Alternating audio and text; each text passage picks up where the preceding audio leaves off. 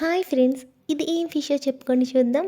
మీరు చెప్పేదాకా ఎందుకు, నేనే చెప్పేస్తాను వినండి. వాటర్లో బాయిల్ చేస్తున్నాము అంటే ఖచ్చితంగా ఇది ఏమై ఉంటుంది, సొర కదా. ఈ రెసిపీ నేనైతే చేయట్లేదండి, మా మమ్మీ చేస్తున్నారనమాట. నాకైతే ఇది చాలా ఇష్టం, కానీ నేనైతే ఇప్పటి వరకు ఎప్పుడూ ట్రై చేయలేదండి ఈ రెసిపీ. నాన్ వెజ్ లో నేను అన్ని కుక్ చేశాను, కానీ ఈ సొరపిడిపై అయితే ఎప్పుడూ ట్రై చేయలేదన్నమాట. నాన్ వెజ్ లో వన్ ఆఫ్ ది మోస్ట్ నా ఫేవరెట్ రెసిపీ అండి ఇది. మరి ఫేవరెట్ రెసిపీ అవ్వండి ఇప్పటి వరకు ఎందుకు కుక్ చేయలేదా ఇప్పుడు అనుకుంటున్నారా? ఎందుకో నాకు ఈ రెసిపీ మా మమ్మీ కుక్ చేసినప్పుడు తింటేనే నాకు సాటిస్ఫాక్షన్ గా ఉంటుంది. ఎందుకంటే మా మమ్మీ కనుక ఈ రెసిపీ చేస్తే చాలా డ్రైగా వస్తుంది అనమాట, అంటే పొడి పొడిగా ఉంటుంది. అందుకే నాకు చాలా ఇష్టం అండి. ఇది డ్రైగా ఉంటేనే బాగుంటుంది అనమాట. ఈ రెసిపీ వెట్ గా ఉంటే అసలు బాగోదు. అండ్ అలానే చాలా మంది ఈ రెసిపీ కుక్ చేస్తే అదొక రకమైన స్మెల్ వస్తుందండి, అంటే నీచు స్మెల్ లా వండుతారనమాట.